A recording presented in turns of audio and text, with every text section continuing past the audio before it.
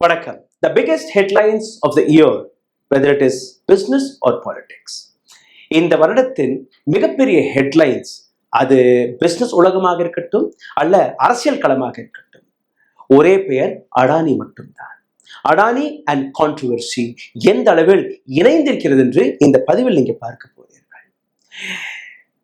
Prime minister Modi தொடர்ந்து கடந்த 10 ஆண்டுகளாக எப்படி அடானிக்கு பாதுகாவலராக இருக்கிறாரோ, எந்த அளவில் prime minister Modi maybe chowkidar நான் காவுங்கா நான் கானே தூங்கா என்று கூறினாரோ, அதாவது நானும் ஊழல் செய்ய மாட்டேன், நான் ஊழலையும் செய்ய விட மாட்டேன், நான் இந்த நாட்டின் காவல்காரன் என்று அவர் கூறினாரோ, அனைத்துமே உண்மையாக மாறிவிட்டது. ஆனால் இந்த நாட்டின் காவல்காரன் கிடையாது, இந்த நாட்டில் இருக்கக்கூடிய ஊழலை ஒழிக்கக்கூடிய நபராக இல்லை, அவர் அடானியை காப்பாற்றுவதற்காக, அடானிக்கு அந்த ஊழல் வழியை எடுத்துக்காட்டுவதற்காக அனைத்து வேலையுமே பார்த்திருக்கிறார். இதுதான் உண்மை. ஹிண்டன்பர்குடைய ரிப்போர்ட் 2023ஆம் ஆண்டு ஜனவரி மாதம் வெளிவந்தது. அதற்கு பின்பு எத்தனையோ ரிப்போர்ட் வெளிவந்த பின்பு கூட இந்தியாவில் இருக்கக்கூடிய இன்வெஸ்டிகேட்டிவ் ஏஜென்சிஸ் இதுவரை ஒரு சிறிய வழக்கை கூட, ஒரு சிறிய கேள்வியை கூட அடானியை பார்த்து கேட்கவில்லை. நேற்று நியூயார்க்ல இருக்கக்கூடிய ஒரு நீதிமன்றம் அடானியோடைய தம்பி மகன், அதை தாண்டி மீதம் ஒரு 5 நபர்கள், மொத்தம் 7 நபர்கள் மீது ஒரு வழக்கை போட்டிருக்கிறது. இந்த வழக்கு சாதாரணமான வழக்கு அல்ல. பல இன்வெஸ்டிகேஷன் நடந்து, பல ஆய்வுகள் நடந்து, இதற்கான பல ஆதாரங்களை திரட்டி அமெரிக்கா நாட்டின் அந்த நீதிமன்றத்திற்கு முன்பு எடுத்து வைத்திருக்கிறார்கள். நீதிபதி இந்த அனைத்து ஆதாரங்களையுமே பார்த்து அடானிக்கு ஒரு அரெஸ்ட் வாரண்டை இஷ்யூ செய்திருக்கிறார். அப்போ இந்த நாட்டின் மீது இது தாக்குதலாக நீங்க பார்க்கிறீர்களா, ஐடி வங்கை நீங்க கேட்டீர்களா, அப்படித்தான் இருக்கிறது. அடானி மீது நீங்க கேள்வி எழுப்பினீர்கள்னா அது இந்தியா மீது எழுப்பப்படக்கூடிய கேள்வியாக பார்க்கப்படுகிறது. இதை எப்படி நீங்க பார்க்க போறீர்கள்? எதற்காக இந்த அரெஸ்ட் வாரண்ட் வெளிவந்தது? இந்த ஒட்டுமொத்த விவகாரத்தின் புரிதல் என்ன? இதற்கான காரணம் என்ன? அனைத்தையுமே இன்னைக்கு நாம் இந்த பதிவில் அலச போகிறோம். அதனால் கடைசி வரை பாருங்கள். Multi billion dollar bribery and fraud scheme. இதில் கௌதம் அடானியுடைய பெயர் அடி வாங்கியிருக்கிறது. இந்த இடத்தில் அவருடைய பெயரை சேர்த்திருக்கிறார்கள். 265 மில்லியன் டாலருக்கான பிரைபரி ஸ்கேம். 265 மில்லியன், அதாவது இந்த நாட்டு பணமதிப்புப்படி, இந்திய பணமதிப்புப்படி 2236 கோடி ரூபாய் தனியாக அடானி குரூப் ஒதுக்கியுள்ளது. இதற்காக லஞ்சம் கொடுப்பதற்காக 2236 கோடி ரூபாய் 2020ஆம் ஆண்டிலிருந்து தொடங்கி 2024ஆம் ஆண்டு வரை இந்தியன் பாலிட்டிஷியன்ஸ்களுக்கு, இந்தியன் கவர்மெண்ட் ஒபிஷியல்ஸ்களுக்கு இந்த லஞ்சத்தை கொடுத்திருக்கிறார்கள். இதுதான் ஒட்டுமொத்த விவகாரம் என்று நீங்க பார்த்தீர்கள்னா இதை தாண்டியும் இருக்கிறது. ஆனால் அமெரிக்காவில் போடப்பட்ட இந்த வழக்கை முதலில் நீங்க புரிந்து கொள்ளுங்கள். ஃபெடரல் பியூரோ ஆஃப் இன்வெஸ்டிகேஷன் அங்க இருக்கக்கூடிய ஒரு மிக முக்கியமான இன்வெஸ்டிகேட்டிவ் ஏஜென்சி இந்த ஒட்டுமொத்த விவகாரத்தை ஆழமாக ஆய்வு செய்து இதை நீதிமன்றத்தில் ஒப்படைத்திருக்கிறார்கள். அதற்கான பல விஷயங்கள். US charged Indian billionaire Adani with fraud over bribery scheme. Adani discussed the bribery plan with the officials in person. குற்றச்சாட்டை பாருங்கள். நேரடியாக அடானியே இந்த லஞ்ச பணம் எவ்வளவு கொடுக்கணும், யாருக்கு கொடுக்கணும், எப்படி கொடுக்கணும் என்கிற அனைத்து விஷயத்தையுமே, அனைத்து மீட்டிங்களையுமே அடானி நேரடியாக கலந்து கொண்டார். இந்த குற்றச்சாட்டுக்கான பல எவிடன்சஸ்களையும் அங்கே கொடுத்திருக்கிறார்கள். அடுத்த 20 ஆண்டுகளில் 2 பில்லியன் டாலர்ஸ்களை நாம் சம்பாதிக்க போகிறோம். அதாவது ஒரு 20,000 கோடி ரூபாய் இந்திய பண மதிப்புப்படி அடுத்த 20 ஆண்டுகளில் நாம் சம்பாதிக்க போகிறோம் என்கிற ஒரு ஸ்கீமை அமெரிக்க நாட்டில் இருக்கக்கூடிய இன்வெஸ்டர்ஸ்களுக்கு முன்பு அடானி நிறுவனம் எடுத்து வைத்திருக்கிறது. இவர்கள் எடுத்துக்காட்டிய அந்த ஸ்கீமை நம்பி பல அமெரிக்கன்ஸ்கள் இந்த இன்வெஸ்ட்மெண்ட்டையும் செய்திருக்கிறார்கள். நீதிபதி இதில் நடந்த பல தில்லுமுள்ளுக்களை பார்த்து உடனடியாக அடானியை கைது செய்யுங்கள், அடானி நிறுவனத்தை சார்ந்த அவருடைய நெஃப்யூவான சாகர் அடானியையும் நீங்க கைது செய்யுங்கள் என்று கூறியுள்ளார். இப்போ உங்களுடைய கேள்வி, இந்தியன் பாலிட்டிஷியன்ஸ்களுக்கு அடானி லஞ்சத்தை கொடுத்திருக்கிறார். இந்தியன் அரசியல்வாதிகள் மட்டுமல்ல, இந்தியன் அரசு அதிகாரிகளுக்கு லஞ்சத்தை கொடுத்திருக்கிறார். இந்தியாவில் லஞ்சம் என்றால் ஒரு சாதாரணமான விஷயம் தானே. அப்ப அமெரிக்காவிற்கு எதற்காக வைத்து வெளியிட்டு இருக்கிறது?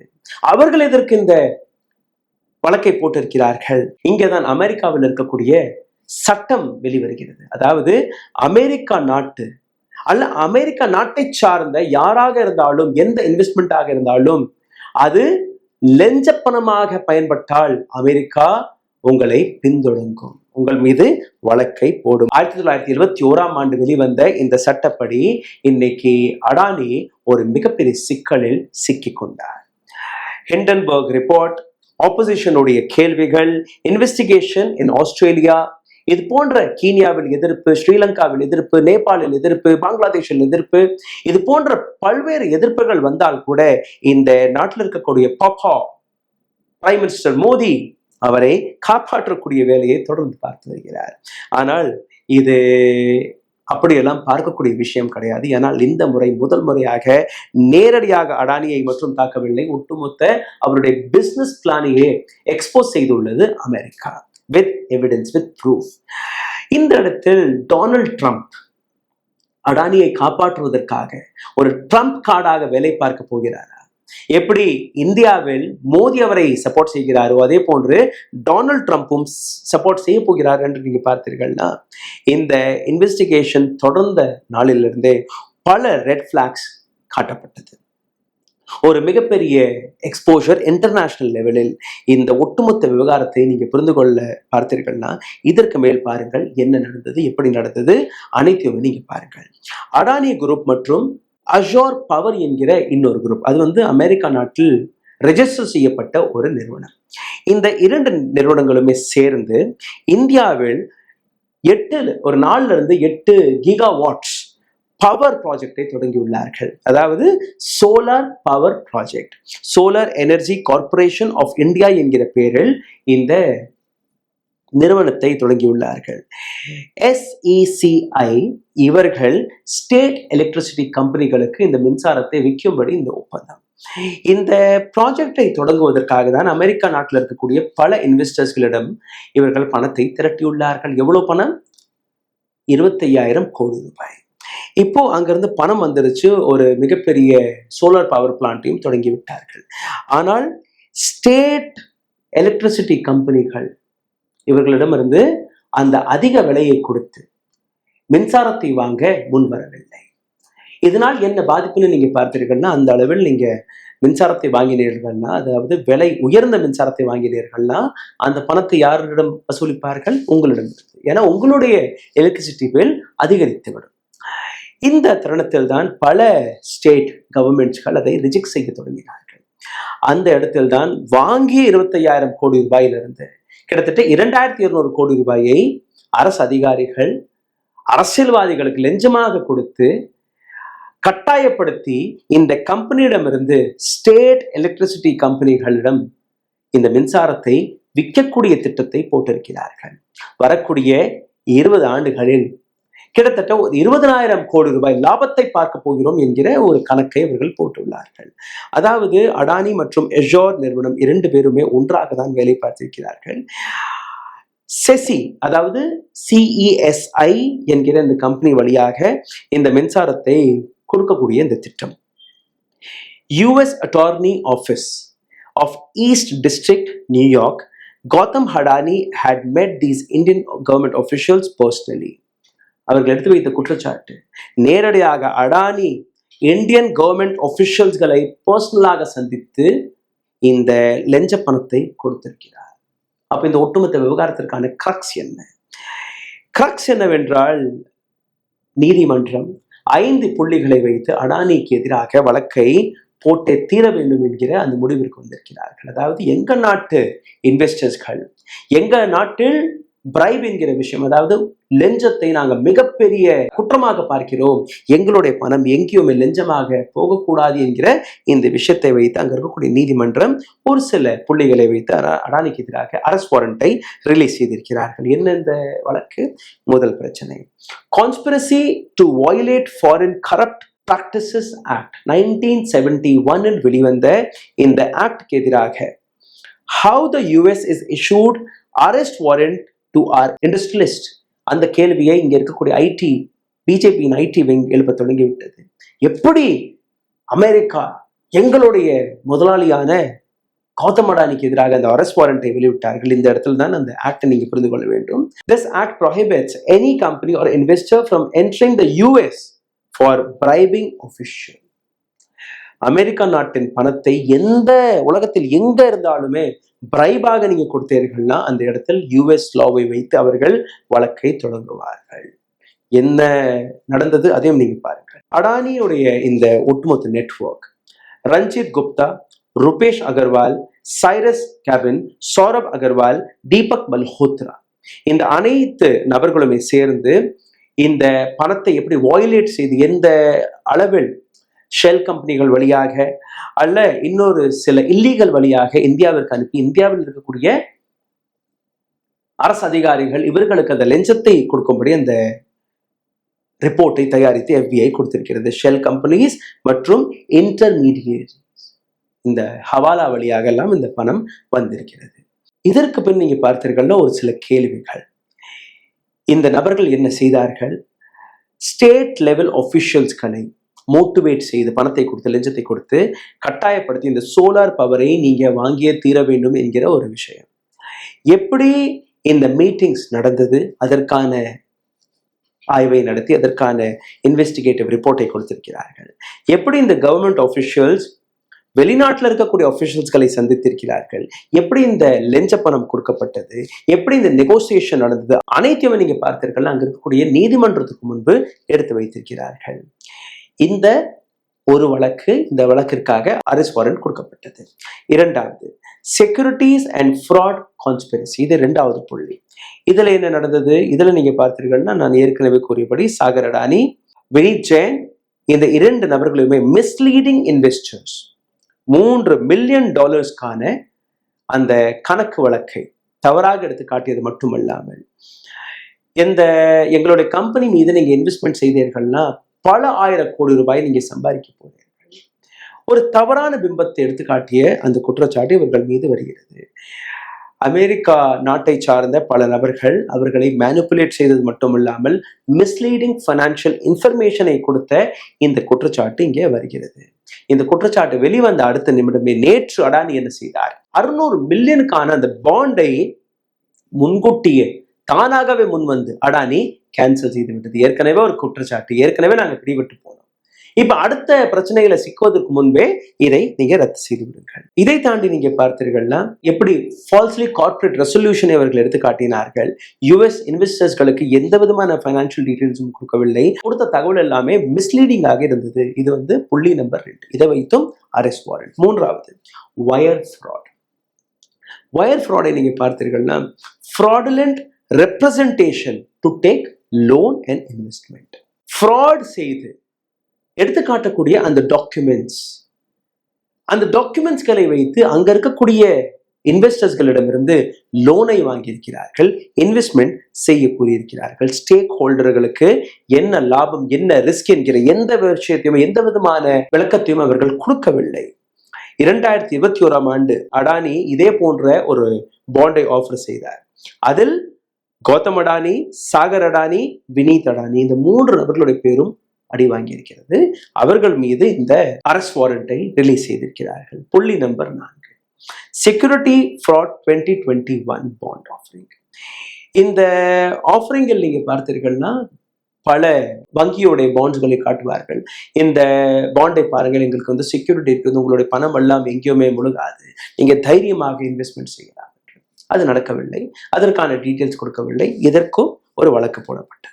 இது எல்லாம் தாண்டி நீங்க பார்த்தீர்கள்னா ஹிண்டன்பர்க் ரிப்போர்ட் மிக முக்கியமாக பார்க்கப்பட்டது. பல இன்வெஸ்டிகேஷன், பல அலிகேஷனை அவர்கள் எடுத்து வைத்தார்கள். ஆனால் இந்த நாட்டு அரசாங்கம் அதை பார்த்து எந்த விதமான ஆக்ஷனும் எடுக்கவில்லை.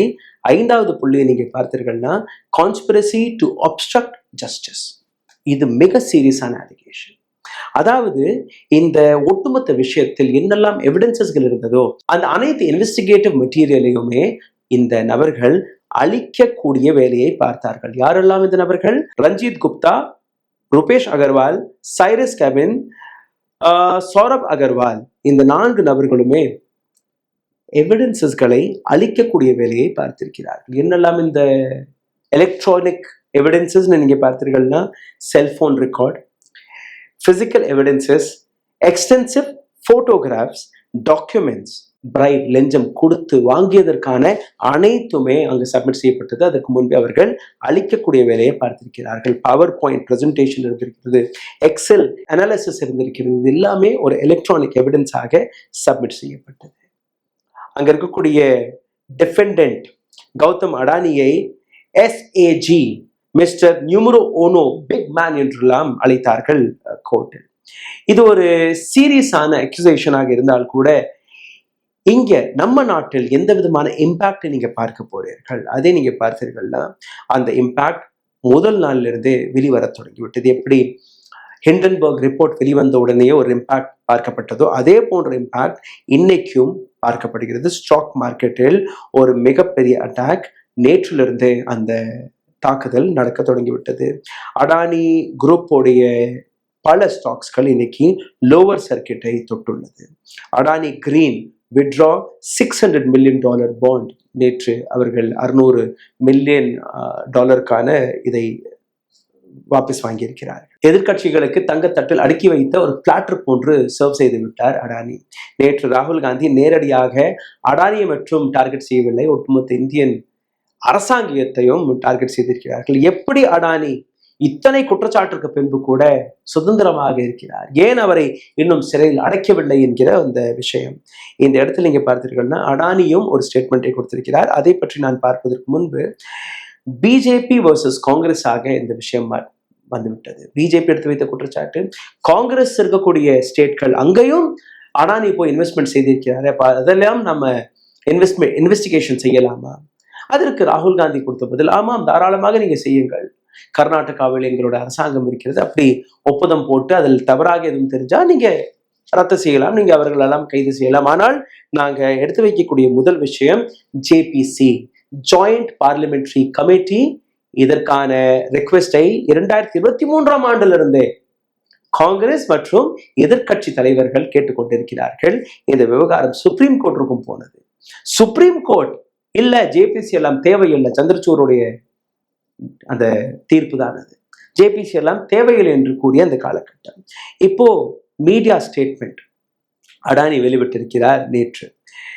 The allegation made by the US Department of Justice, the US Securities and Exchange Commission against directors of Adani Green are baseless and we deny it.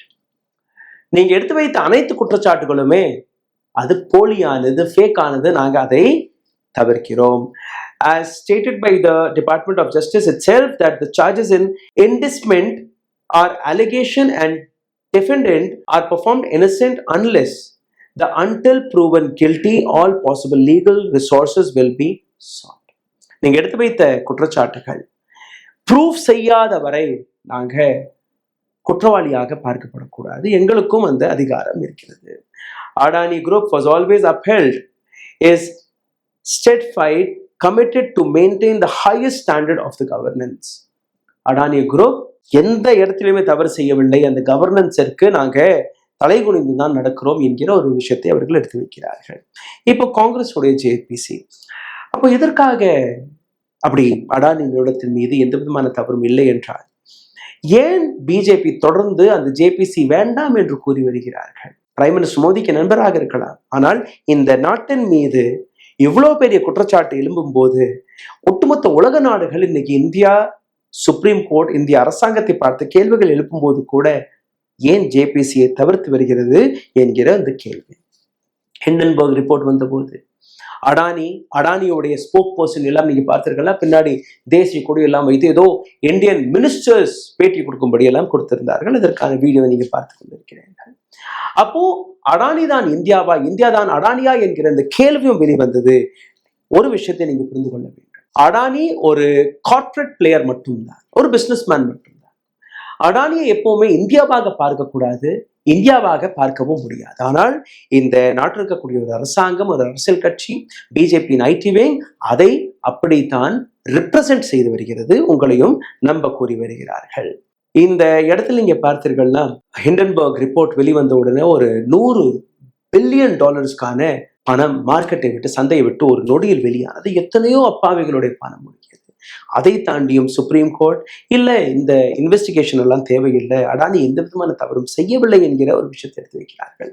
இன்னைக்கு யுஎஸ், அமெரிக்கா இன்வெஸ்ட்மெண்ட் வழக்கை போட்டதற்கு பின்பு, இந்த ரிப்போர்ட் வெளிவந்ததற்கு பின்பு இப்பவும் நீங்க பார்த்தீர்கள்னா இந்தியன் இன்வெஸ்ட்மெண்ட், இந்தியாவில் இருக்கக்கூடிய stock market, அதாவது அமெரிக்கா நாட்டில் ஊழல் நடக்கவில்லை, அமெரிக்கா இன்வெஸ்டர்ஸ்கள் மட்டும் ஏமாற்றப்படவில்லை, இந்தியாவில் இருக்கக்கூடிய stock, Bombay stock exchange, NSC, இந்த இரண்டிலையுமே பணத்தை போடக்கூடிய நபர்கள் அவர்களும் ஏமாற்றப்பட்டார்கள். அப்போ செபி என்ன செய்கிறது? மாதவி புரி என்ன செய்கிறார்?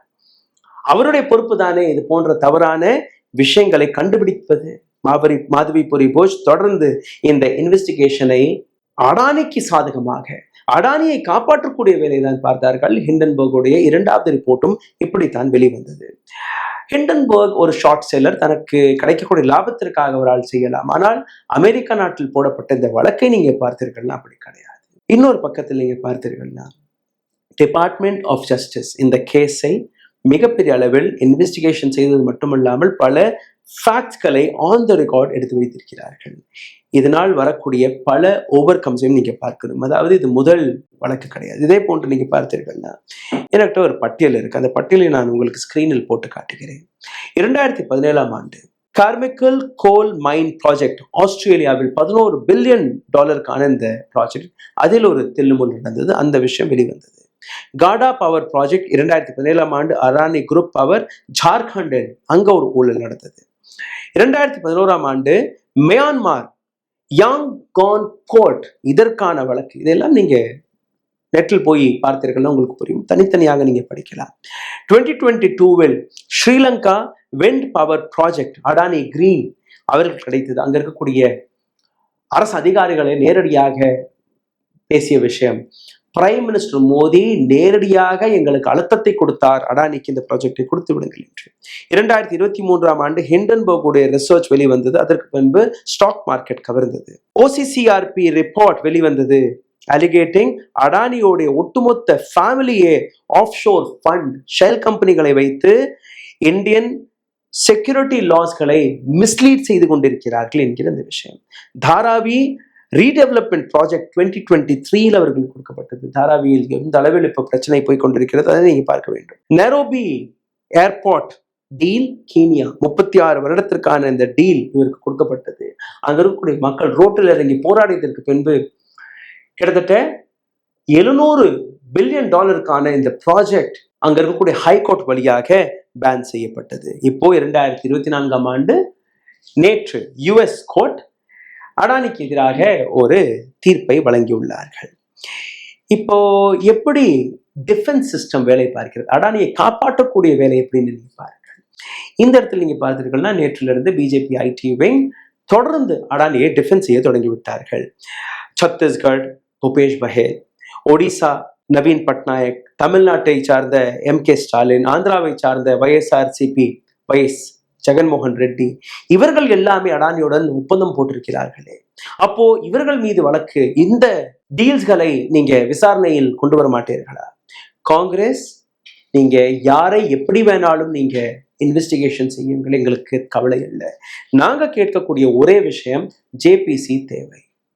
அப்படி அடானி சுத்தவாளியாக இருந்தால், அப்படி அடானி மீது எந்த விதமான குற்றச்சாட்டும் இல்லை என்றால் எதற்காக நீங்க பயப்படுகிறீர்கள்? வெளியே வாருங்கள், JPC நடத்துங்கள். இப்போ இன்னொரு டிஃபென்ஸ் என்ன, this is an attack on India என்றும் எடுத்து வைக்கிறார்கள்.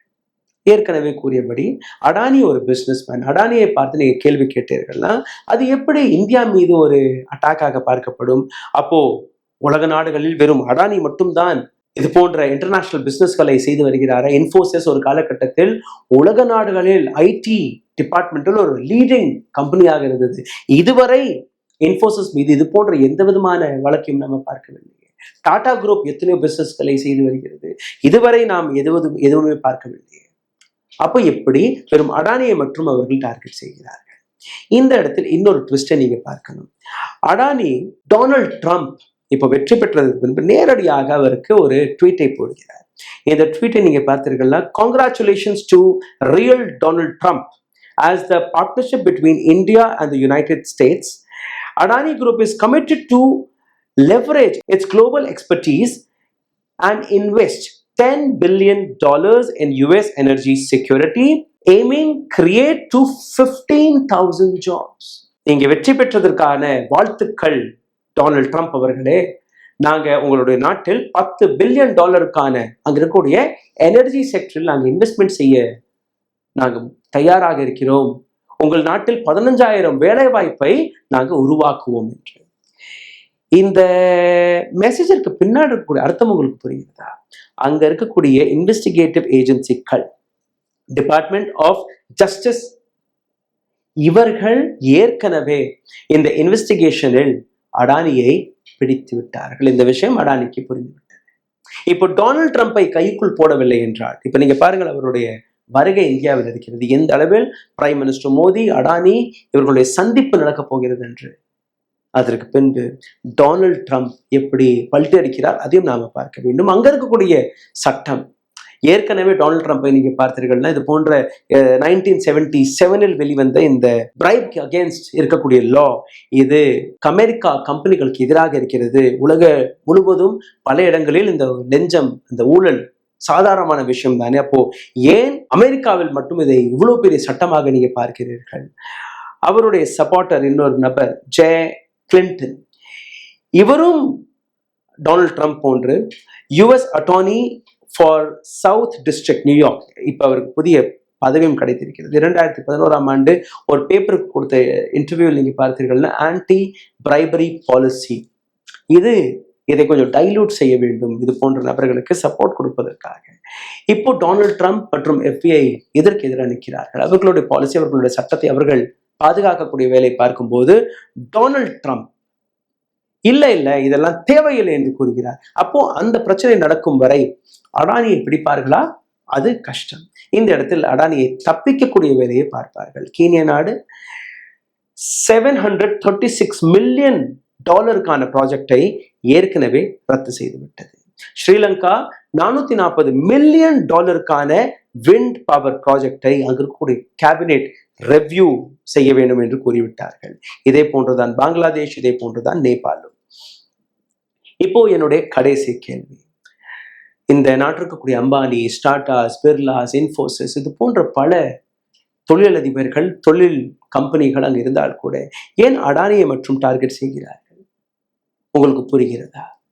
அடானி செய்யக்கூடிய பல பிசினஸ்கள் நேரடியாக ஊழல் வழியாக தான் நடக்கிறது.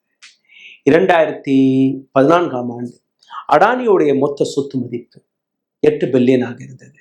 இந்த 10 ஆண்டுகளில் எப்படி அவருடைய சொத்து மதிப்பு திடீர் என்று 2023 ஒரு 19 அல்ல 20 ஜனவரி மாதம் நீங்க பார்த்தீர்கள்னா கூகுளில் சர்ச் செய்து பாருங்கள், $142 பில்லியன் உயர்ந்தது. அவருடைய ஒட்டுமொத்த சொத்துல இருந்து 100 பில்லியனை தாண்டி கீழே போனதற்கு பின்பு கூட மீண்டும் ஒரு முறை அவர் எப்படி ரிகவர் செய்தார், அதுவும் ஒரு ஆண்டுக்குள்ள. இது எல்லாமே ஒரு மிகப்பெரிய கேள்வியாக உலக நாடுகள் பார்த்து வருகிறது. ஆனால் அடானி இது மட்டுமல்ல, இது போன்ற எத்தனையோ பிரச்சனைகளை பார்த்து விட்டார். அடானியை நீங்க சாதாரணமாக பார்க்கக்கூடாது. எப்படி இந்தியாவில் பிஜேபியின் அரசாங்கம், பிரைம் மினிஸ்டர் மோடி இந்த பதவியில் இருக்கிறாரோ, அடானியை யாராலையும் தொட முடியாது என்கிற ஒரு அகங்காரத்தில் இருக்கிறார்கள். ஆனால் அகங்காரம் இன்னைக்கு இல்லை நாளைக்கு உடையதான் தெரியும். அமெரிக்கா நாடு இன்னைக்கு இந்த வழக்கை போட்டிருக்கிறது, இது போன்ற பல நாடுகள் வழக்கை போட்டிருக்கிறார்கள். ஆனால் இந்தியாவில் இருக்கக்கூடிய ஏஜென்சிஸ், இடி, சிபிஐ, ஐடி, இல்ல இந்த நாட்டில் இருக்கக்கூடிய சுப்ரீம் கோர்ட், இல்ல இந்த நாட்டில் இருக்கக்கூடிய அரசாங்கம், மீடியா, யாருமே எந்த விதமான கேள்வியும் ஏன் கேட்கவில்லை? ஏன் அனைவருமே அடானியை காப்பாற்றுவதை மட்டுமே ஒரு வேலையாக பார்த்து கொண்டிருக்கிறார்கள்? அவரை பார்த்து ஏன் எந்த விதமான கேள்வியும் கேட்கப்படவில்லை என்கிறது தான் இன்னைக்கு ஒட்டுமொத்த இந்தியாவே கேட்டுக்கொண்டிருக்கிறது. ஜேபிசி தேவையா தேவையில்லையா? திங்கட்கிழமையிலிருந்து வின்டர் செஷன் தொடங்க உள்ளது. காங்கிரஸ் மற்றும் எதிர்கட்சி தலைவர்கள் அனைவருமே இந்த அடானி விவகாரத்தை ஒரு மிகப்பெரிய அளவில் பார்லிமெண்டிலும் கேட்க போறார்கள். அங்க என்ன பதில் கிடைக்க போகிறது? பார்லிமெண்டை நடத்த விடுவார்களா, அல்ல அங்கிருந்தும் பிஜேபி அரசாங்கம் நழுவி ஓடப்போகிறதா என்று நாம் பார்க்க போகிறோம். நன்றி, வணக்கம். ஊடகம் கார்ப்பரேட் அரசியல்வாதிகளின் கைப்பாவையாக, அடிமைகளாக இருந்தது போதும். இனி சாட்டை எடுத்து சுழற்றும் நேரம் வந்துவிட்டது. ஊடகம் பொதுமக்களாகிய உங்களுக்காக, உங்களாலேயே இயக்கப்பட வேண்டும். ஊடக சுதந்திரத்திற்காக உங்களின் பங்களிப்பை இன்றே அளித்திடுங்கள்.